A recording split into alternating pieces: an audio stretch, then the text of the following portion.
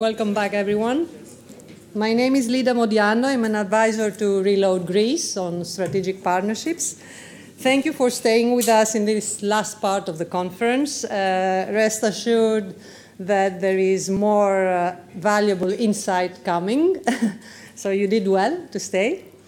The topic of our next panel is cultural reform, the role of the diaspora. Most of us in this room are part of this diaspora, so I guess it's a topic which is quite relevant to our life. And we are very interested to hear the views of the distinguished academics on this panel coming from US, UK, and Greece. Yiorgos Mylonadis, adjunct professor of strategy and entrepreneurship at the London Business School and also a trustee at Reload Greece, and if I may add, a catalyst for the creation of our organization and its development, is going to moderate this discussion. So welcome on stage. Thank you, Lida. Hello, everybody. It's a great pleasure to host this panel on the role of the academic diaspora in affecting cultural change in Greece. I have a distinguished panel. I'd like to introduce my guests. We have Othon Anastasakis, who is the director of the Center for Southeastern European Studies at Oxford University, SEESOX. He's also teaching there Southeastern European politics and EU politics.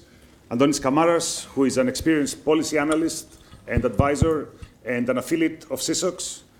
On this side, Costas Meghir, professor of economics at Yale University, and Nikos Vettas, who is the general director of the Foundation for Economic and Industrial Research, IOBE, in Athens, and also a professor at the Athens University of Economic and Business. My colleagues have developed two very interesting projects, one by Kamaras and Anastasakis on the Greek diaspora, and the other by Meghir, Vettas, Dimitri Vagianos, who is an advisor to the conference, and Christopher Pissaridis, which is the recently published edited volume, Beyond Austerity, Reforming the Greek Economy. While we will not have time to go into great detail in either of those two projects, we will get a chance to hear about them. But perhaps this panel discussion will whet your appetite to want to learn more about them, and perhaps even find out how to get involved. We have one more objective on this panel.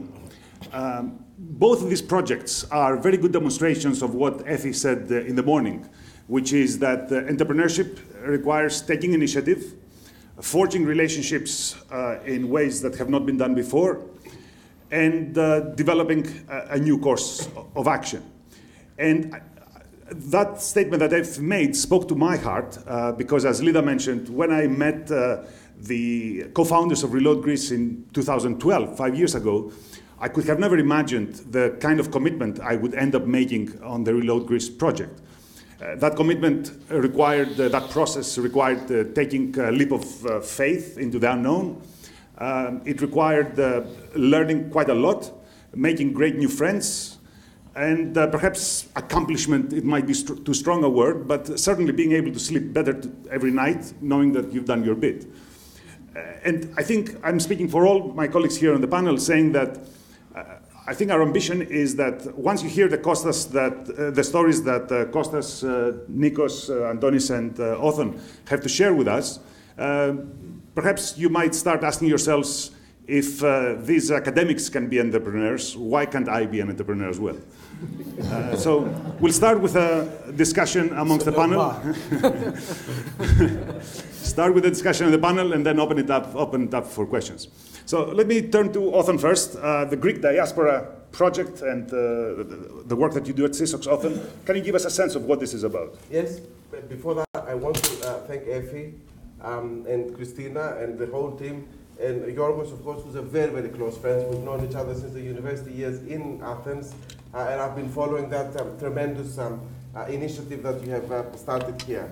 And believe me, we can be entrepreneurs, because 80% of my time in Oxford is actually about administration and running projects. And in that sense, this one is not only a research project, the Greek Diaspora Project, GDP, It's also an action project, and that's very important because that is specific identity within the university that we are operating.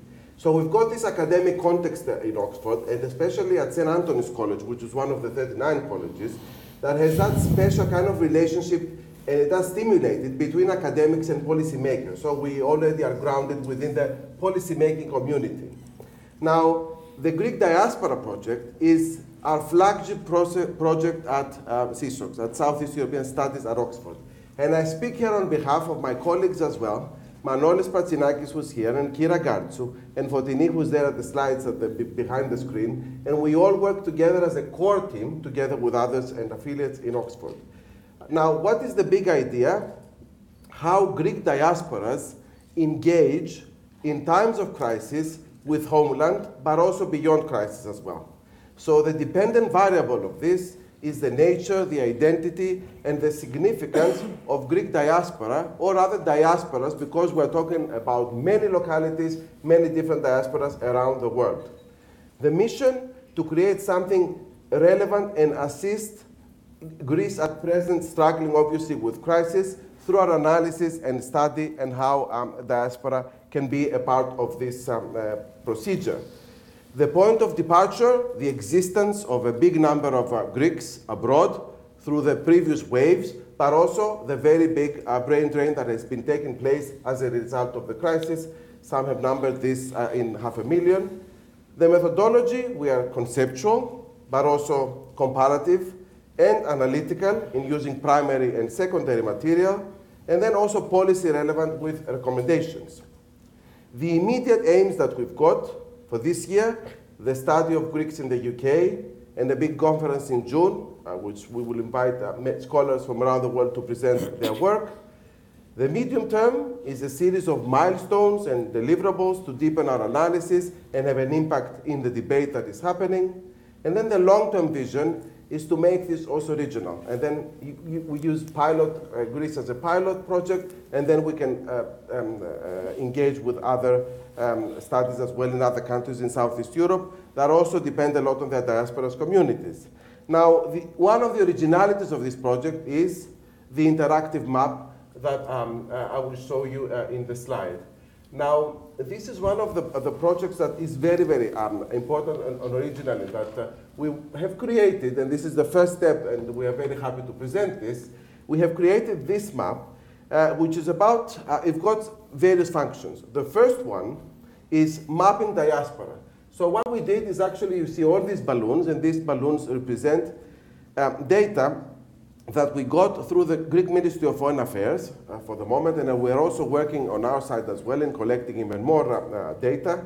And it's about mapping where the different organizations and federations are. So these balloons, actually, when you click the balloon, it explodes, and then you've got, if you go to the United States, which is the kind of the biggest and the most impressive one, you see all these federations and organizations that are there that have a certain, of a certain nature in that they can be, in terms of the activity that we've got there, but also in terms of origin, where do the diaspora Greeks originate from? While Fotini is showing some of the balloons, the second function of the map is the social platform. So our second stage is to make this interactive and create. We're already creating with a company which is helping us. We are creating a special program that will be able to communicate with all these different organizations and federations and be able to communicate with them so that they can also put some information there, verify their data as well, and then, hopefully have their stories and more information that concerns them. The third one is an analytical toolkit. Obviously, you've all this data, you can have a very good information about what's happening, and indeed we've written our first blog about some of the quantitative data that we've got in there. You can see it in our SEESOX website. And finally, it can be as a library to facilitate knowledge transfer of events, conferences.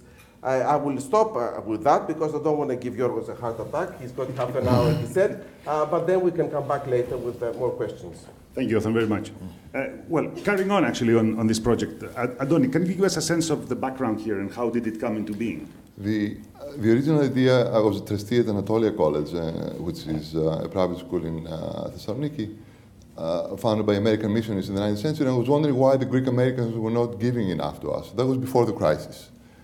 And if you start asking that kind of question, then you wonder about how the diaspora feels about Greece, what are its modes of interaction, how that interaction can improve. Obviously, after the crisis, this kind of questioning acquired a resonance that was quite compelling for me. I came up with a paper when I was working with the municipality of Thessaloniki. We discussed it with Othon, and then the ball started rolling. Yeah. Very good. And did you find it convenient, easy, useful to work with a university that's outside of Greece as opposed to one in Greece? My study is that of an independent researcher. I come from the financial sector, but I was always interested in scholarship and research. And as such, although I have many, many good friends in Greek academia, for the institutions, for the university themselves, I do not exist. And not because of a fault of mine, but it's because the institutions is very difficult to deal with someone who is not a typical scholar, who is not actually employed by them. And the crisis have made things worse because the way the Troika mandates have been interpreted is that the system has become even more centralized in order to control costs and to consolidate fiscally the Greek state. So the system has become even more rigid. So the idea didn't even cross my mind, I must say, to try to partner with a Greek university, not because there aren't excellent people there are actually, but because I knew that I could find the kind of flexibility that was necessary for the project and for me to have a role in the project only outside Greece. Mm-hmm. I had that relationship with Othon. We had worked before at the London School of Economics. We had worked when I was a trustee at Anatolia College. So that's the way things developed. Yeah.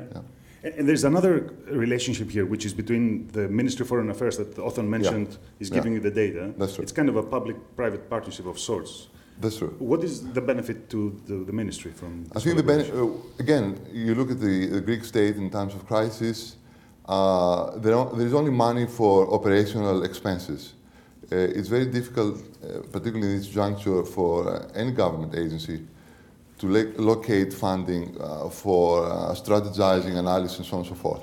So what I believe we'll provide to the ministry, we'll provide, if you will, R&D flexibility, right? We can commit resources to something which can be of potential value not only to the ministry, by the way, but also to everyone who's interested in the interaction between diaspora and Greece, that the ministry possibly would find very hard to develop on its own because of the crisis juncture we find ourselves in. Yeah. Thank you. Let's turn over to you guys. Costas, would you like to give us a sense of what the famous book is about?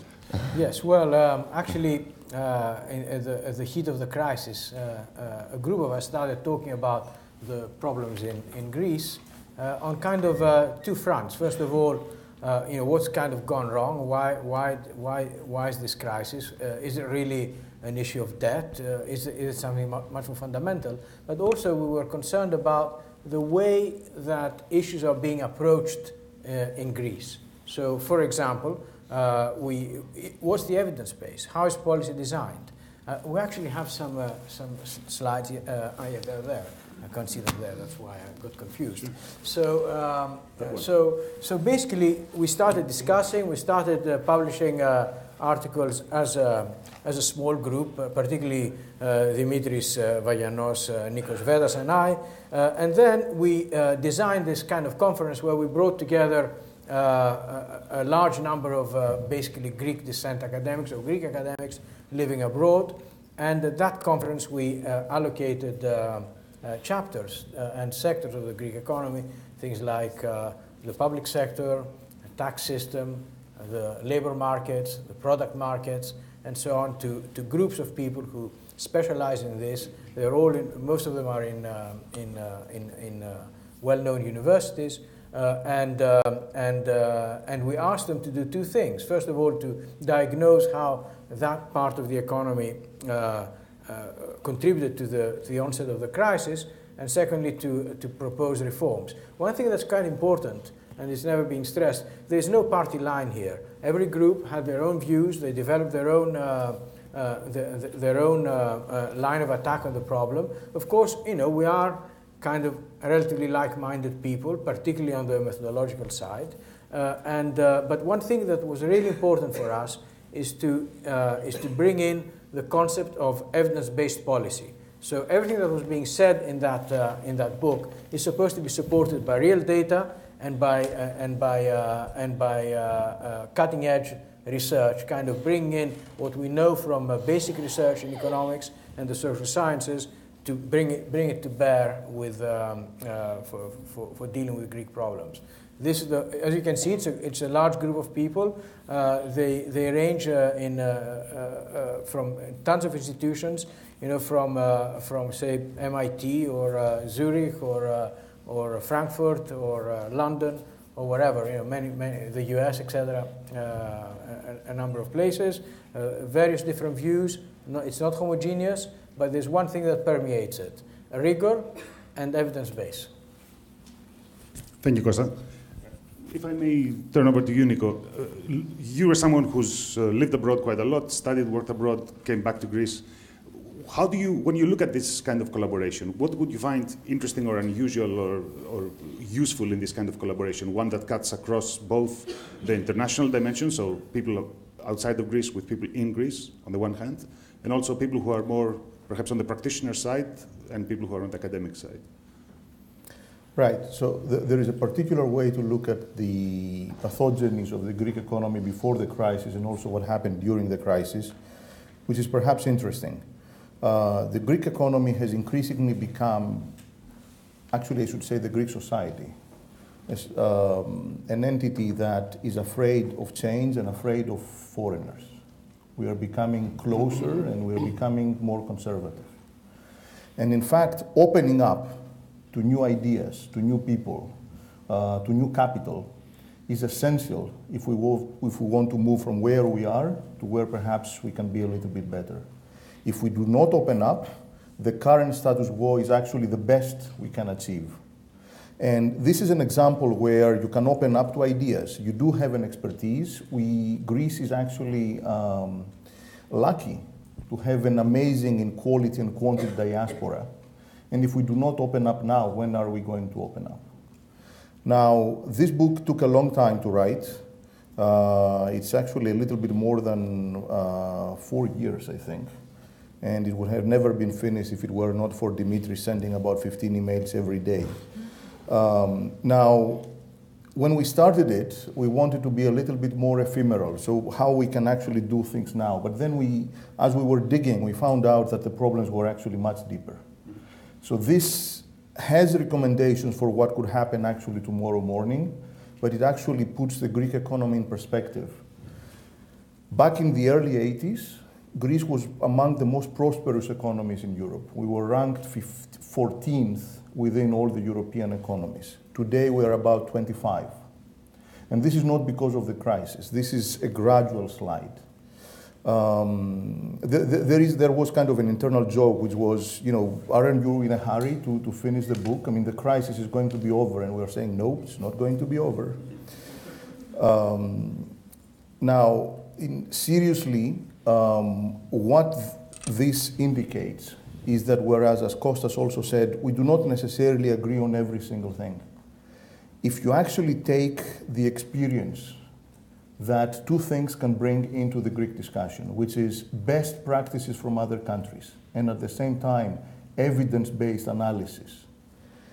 95% of economists which more or less agree on what should happen in Greece in some key areas. And when I'm saying key areas, economics is not just some sort of macro identities. Economics has to do with the education system, the justice system, healthcare. So that's why the book takes a more view that focuses on institutions rather than the arithmetic of things.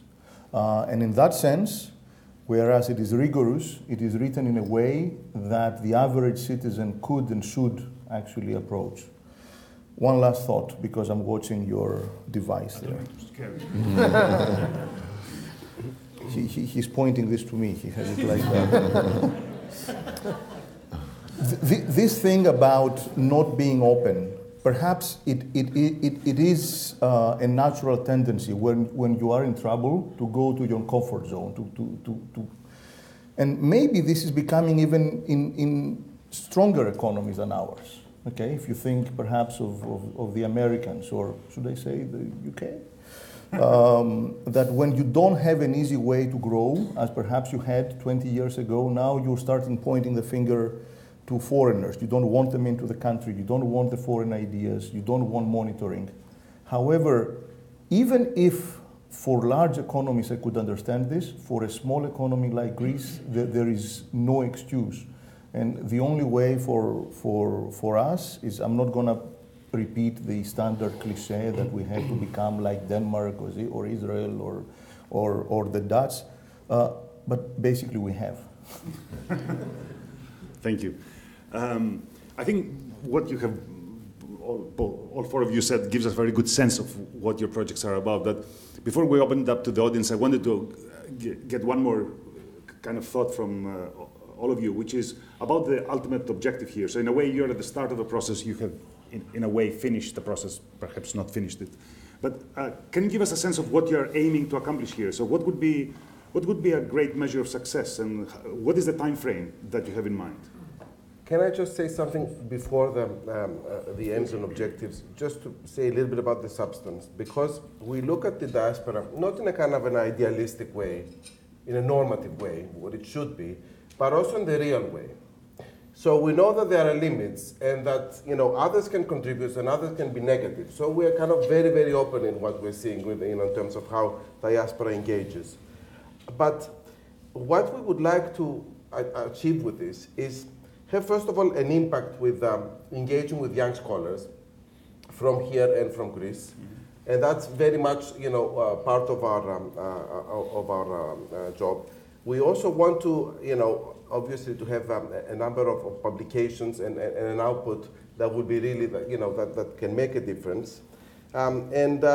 We also want to expand networking. And so connectivity is a very, very important part of our work. And because this is a global outreach, that, I think, is a fascination also for all those who want to come and work for this project, because it deals with the whole world. Mm-hmm. I mean, the map gives an idea as to how we can connect and how we can do joint projects, not that just between us and studying ourselves and Greece, but also between diasporas themselves.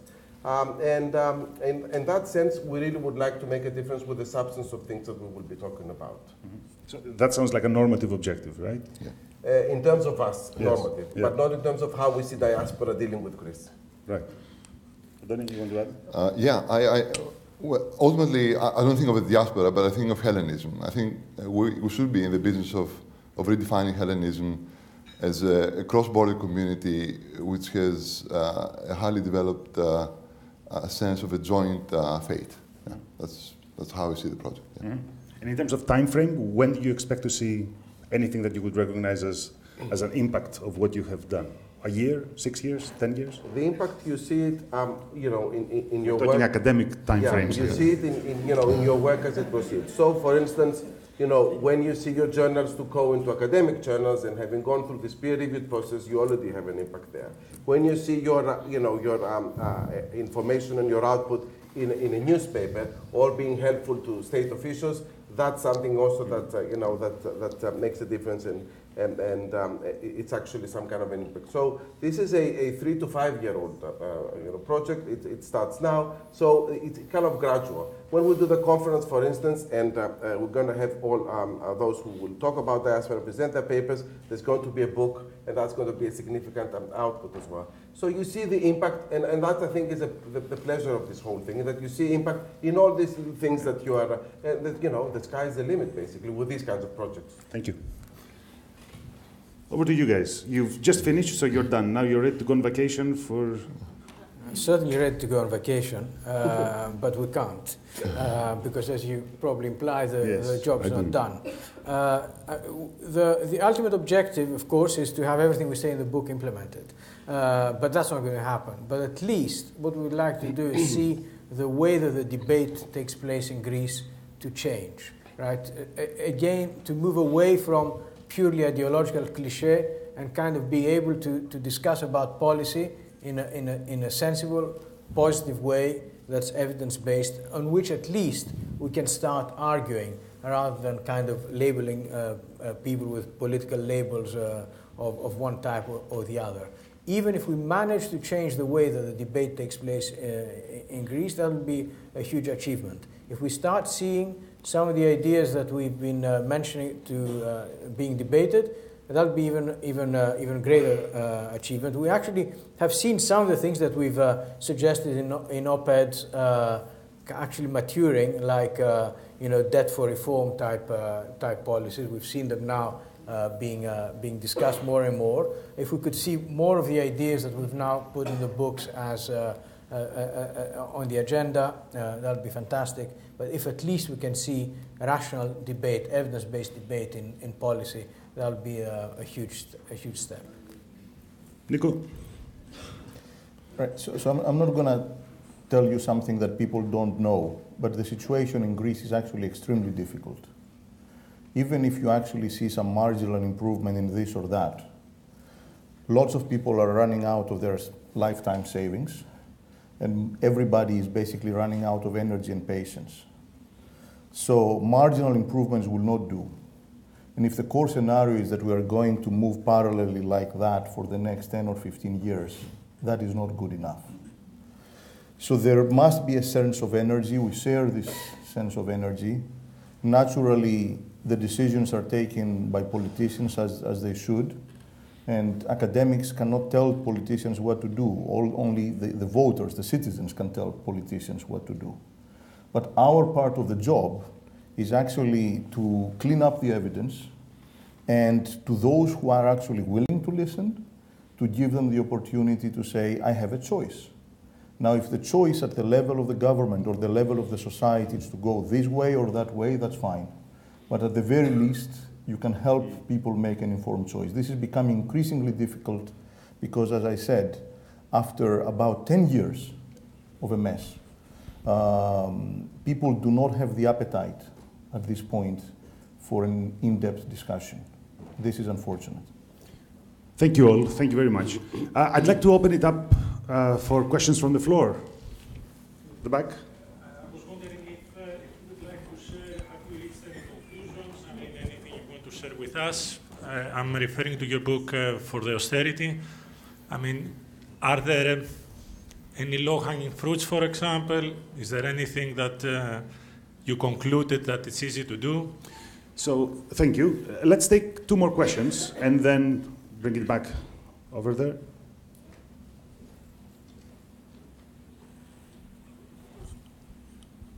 Thank you. To the left of the panel, the question is really similar to the previous one, but with a little twist. Are there any key takeaways from the evidence that you have gathered in the book that you would like to share that are not in the public discourse, evidence-based? And to the right, as I look at the panel, Antonis, you mentioned that the initiative to start to embark on this journey to start mapping the diaspora was a problem that you faced with finding funding from abroad coming into Greece. Have you found a solution, or maybe you have described some norms in that venture? Thank you. Have you found a solution there? Thank you. I think this makes for 3 questions, so maybe start with the last one, Antony. No, what I can say is that starting out with the project, it has given me the opportunity to think in a very structured way. Why do we face the problems that we did at the Board of Trustees of Anatolia College? And I'm very excited with the idea that I'll be able to, or we will be able, this is a team effort, to offer a proper diagnosis and then promote the debate and suggest policy tools that will allow an institution like Anatolia, whether a state or a private one, to establish a more effective relationship with the diaspora, whether it's in the United States or in Canada or in Australia. In Australia or in Germany or whatever. Yeah. Thank you. Anything we don't know that you're willing not to make public, but you're willing to tell us? I'm not sure what that would be. Well, we have a secret recipe, but we wouldn't share it. You want to start? Well, yeah, I mean, low-hanging fruit, there are many low-hanging fruit. The problem is that they are interconnected.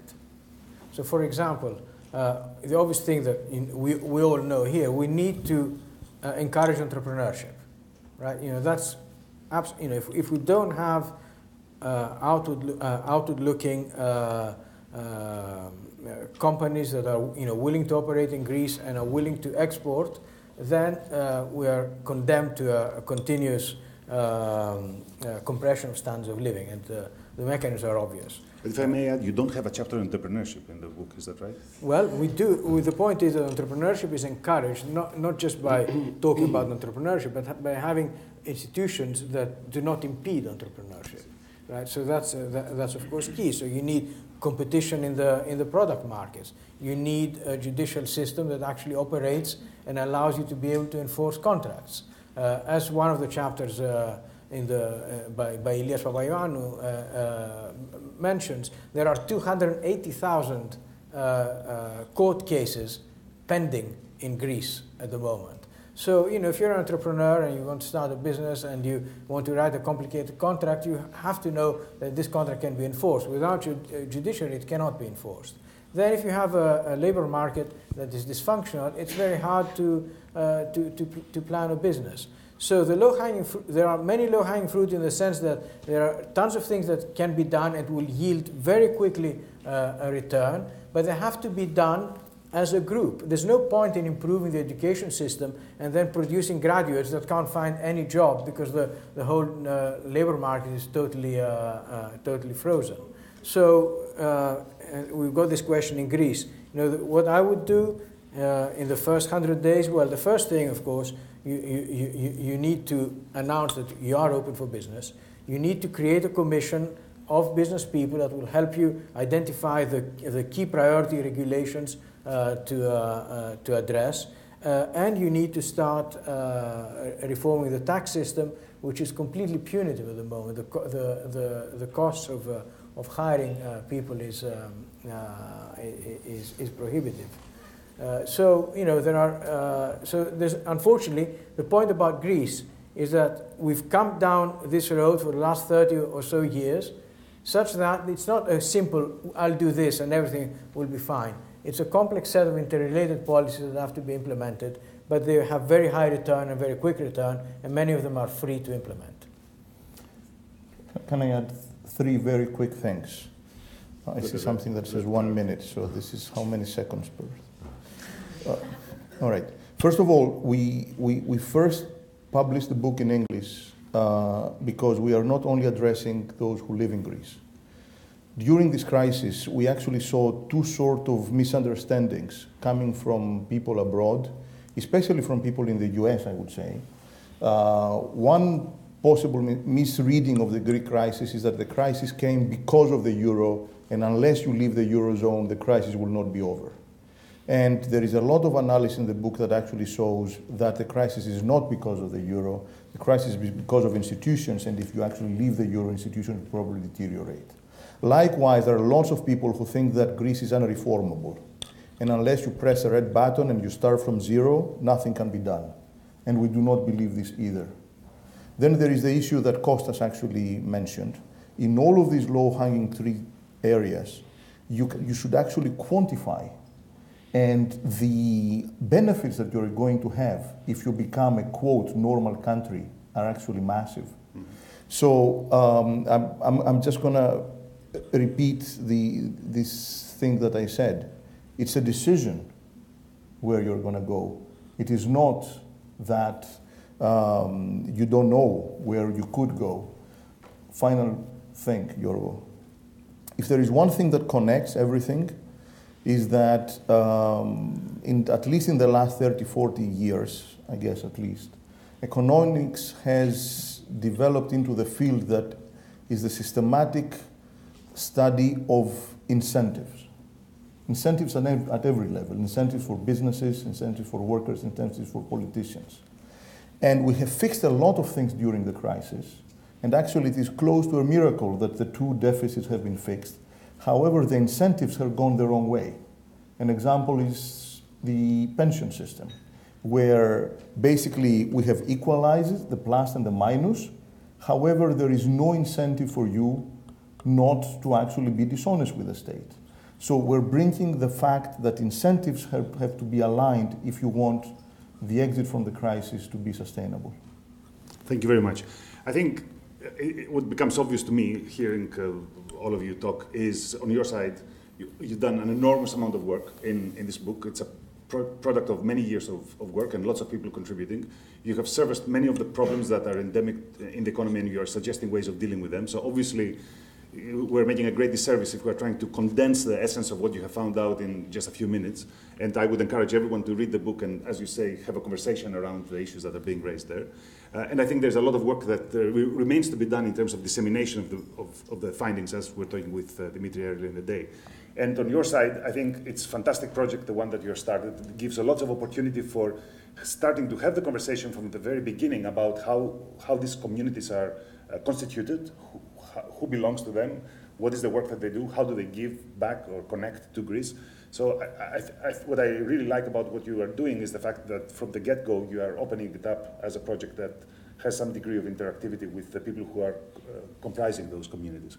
So obviously a lot to be learned from talking to all of my colleagues here on the panel. Again, I hope this has been inspiring in the thinking, making you think, you know, if academics can be entrepreneurs, why can't I be? Thank you very much. Thank you to all of you for your time. Thank you.